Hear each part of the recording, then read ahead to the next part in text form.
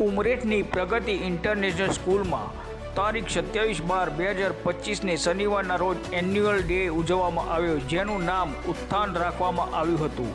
આ વાર્ષિકોત્સવમાં પ્રગતિ એજ્યુકેશન ટ્રસ્ટના chairman વજયસિંહ sir, મંત્રી Jignesh sir, trustee CR sir, Devang sir તથા ડૉક્ટર હિમાંશુ સરે હાજરી આપી. તદુપરાંત મહેમાન તરીકે અજરપુરા ટ્રસ્ટના પ્રમુખ પ્રવીણભાઈ પટેલ, AEI મિતુલ સર, ઓમ શાંતિમાંથી નીતા દીદી, અર્પિતા દીદી, ઉમરેઠ લાયન્સ ક્લબના પ્રમુખ વિજયભાઈ ભટ્ટ, ઉમરેઠના નાયબ મામલતદાર ડૉક્ટર નિમેશભાઈ ભમૈયા સાથે વાલીગણ ઉપસ્થિત રહી પ્રગતિ સ્કૂલનું આગણું દીપાવ્યું હતું.